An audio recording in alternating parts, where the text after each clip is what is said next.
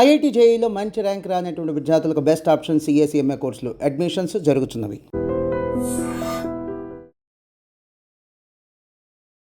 Hello guys, welcome back to iDream media. ఈరోజు మనతో ఉన్నారు సర్టిఫైడ్ ఫైనాన్షియల్ ప్లానర్ అయిన అనిల్ కుమార్ బచ్చు గారు. ఇక ఈరోజు ఎపిసోడ్లో అయితే మనం ఒక పిల్లలకి మనం ఆస్తుల కింద ఏమి ఇవ్వాలి, మనం ఒక ఆస్తి ఇచ్చామంటే అది వాళ్ళకి ఉపయోగపడాలి, కానీ జస్ట్ అలా ఉండిపోతే సరిపోదు అనడానికి ఒక బెస్ట్ ఎగ్జాంపుల్ అనేది రీసెంట్గా బయటకు వచ్చింది. అసలు ఆ ఎగ్జాంపుల్ ఏంటో ఈరోజు ఎపిసోడ్లో మాట్లాడతాను. అదేంటో దాని గురించి పూర్తి వివరాలు అనేవి మనకి అనిల్ కుమార్ గారు తెలియజేయబోతున్నారు. పూర్తిగా చివరి వరకు చూడండి. నమస్కారం సార్. నమస్తే అండి.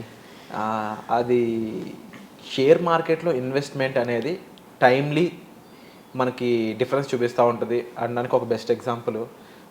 రీసెంట్గా ఎప్పుడో కొంతకాలం క్రితం 1,00,000 రూపాయలు షేర్ మార్కెట్లో ఇన్వెస్ట్ చేస్తూ ఇప్పుడు అది 80 కోట్లు ఎంతో అయిందని వినిపిస్తూ ఉంది. ఇందులో ఎంతవరకు నిజం ఉంది, ఏం జరిగింది, ఆ పూర్తి కథని మనకి ఐడ్రీమ్ ద్వారా వినిపిస్తారు.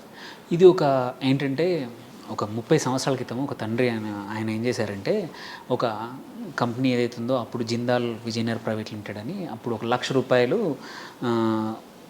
90స్లో ఒక 32 ఇయర్స్ బ్యాక్ ఆయన కొన్నాడు. అది కొనేసేసి మర్చిపోయాడు. Is not there anymore. వాళ్ళ అబ్బాయి recently he found them. Okay, 1,00,000 రూపాయల వర్త్ షేర్స్. వాటి ఏమైందంటే వాటి వర్త్ ఇవాళ జేఎస్డబ్ల్యూ స్టీల్ అయిపోయింది. ఆ షేర్లు ఇంకా వ్యాలిడే, వాటిని ఇప్పుడు డిమాట్ చేసుకోవచ్చు. బట్ ఇంపార్టెంట్ ఏంటంటే, స్టోరీలో ఇంపార్టెంట్ ఏంటంటే, ఆ వర్త్ ఆ రోజు 1,00,000 రూపాయలు పెట్టింది, ఇవాళ 80 కోట్ల వర్త్ ఆఫ్ జేఎస్డబ్ల్యూ స్టీల్స్. 1,00,000 రూపాయలు 20 సంవత్సరాలు 80 కోట్లు, 30 సంవత్సరాల్లో 80 కోట్లు అయ్యాయి అనమాట. ఇది ప్రతిసారి జరుగుతుందంటే కాకపోవచ్చు, బట్ ది స్టోరీ ఏంటంటే నుంచి కొన్ని లెసన్స్ ఉన్నాయి.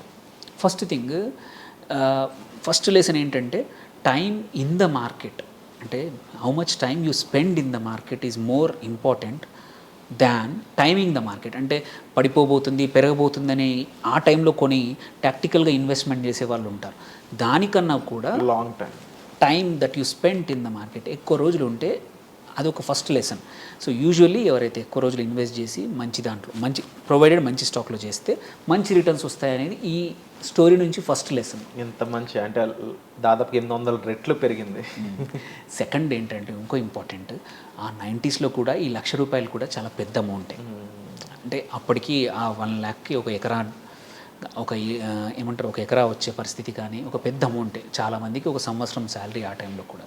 సో ఇంపార్టెంట్ ఏంటంటే, డబ్బులు సేవింగ్స్ అనేది పెద్ద అమౌంట్ సేవ్ చేయాలి, ఓన్లీ ఖర్చులే కాదు సేవింగ్స్ కూడా పెద్దగా చేయాలి అనేది సెకండ్ ఇంపార్టెంట్ లెసన్. మీరు అన్నారు థర్డ్, పిల్లల కోసం ఏం వదలాలి అని. ఎస్, పిల్లల కోసం చాలా యాసెట్స్ ఉన్నాయి. గోల్డ్ వదలొచ్చు, బంగారం మనం ఇల్లు వదలొచ్చు, ల్యాండ్ వదలొచ్చు, ఏవైనా ఇన్వెస్ట్ చేయొచ్చు. ఆర్ ఇవాళ కాలంలో క్రిప్టో యాసెట్స్ కూడా కొనుక్కోవచ్చు, ఏవైనా ఇన్వెస్ట్ చేయొచ్చు, మ్యూచువల్ ఫండ్స్లో ఇన్వెస్ట్ చేయొచ్చు, స్టాక్స్లో ఇన్వెస్ట్. సో ఈ కేసులో ఏంటంటే స్టాక్స్ వెరీ ఈజీ, ఎందుకంటే ఇదొక ఎగ్జాంపుల్.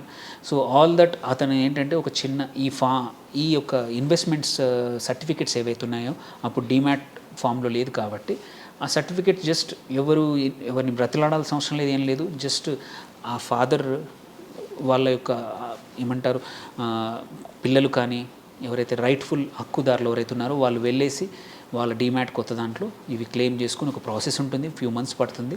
బట్ ఆ ఫ్యూ మంత్స్లో నీ షేర్లు కొత్తగా అలాట్ అవుతాయి రైట్ఫుల్ ఓనర్ ఎవరైతే ఉన్నారో వాళ్ళకి. వెన్ కంపేర్ టు ఎక్కడో ల్యాండ్ కొని అది ఉందా లేదా, కబ్జా చేస్తున్నారా చూస్తున్నారా, ఆర్ బంగారం ఇంత పెద్దది కొనేసి దాని సెక్యూరిటీ ఎక్కడ పెట్టాము, ఏం చేయాలి అనే టెన్షన్ లేకుండా, సో మిగిలిన యాసెట్స్ కన్నా ఈజీగా మ్యూచువల్ ఫండ్స్ కానీ ఈ కేసులో స్టాక్స్ కానీ చేయడం వల్ల ఎవరికి ఇబ్బంది లేకుండా, ఎటువంటి టెన్షన్ లేకుండా అదే పర్సన్కి రైట్ఫుల్ ఓనర్కి ఈజీగా ట్రాన్స్ఫర్ చేయొచ్చు అనేది ఇంకొక lesson. And most important thing ఏంటంటే, లాస్ట్ థింగ్ ఏంటంటే, ఇన్వెస్ట్మెంట్ అనేది always face of.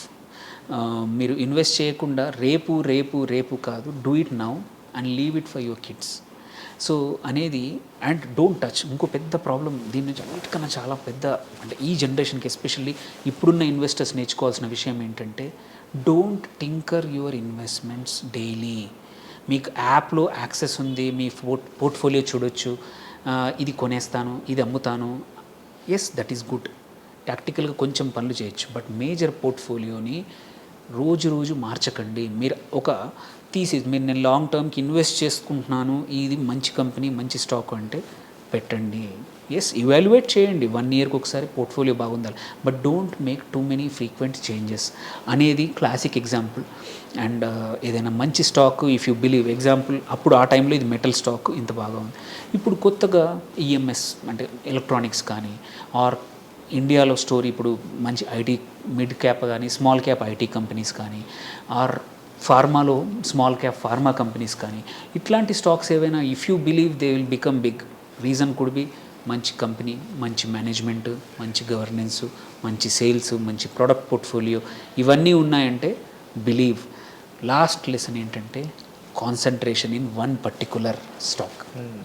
Very rarely అట్లని చెప్పి కాన్సన్ట్రేషన్ మంచిది కాదు జనరల్గా, బట్ కన్విక్షన్ ఉన్న చోట నీకు ఎక్కడైతే కన్విక్షన్ ఉందో అక్కడ కాన్సన్ట్రేట్ చేయండి అనేది ఈ లెసన్స్ ఇక్కడ నుంచి వస్తాయి.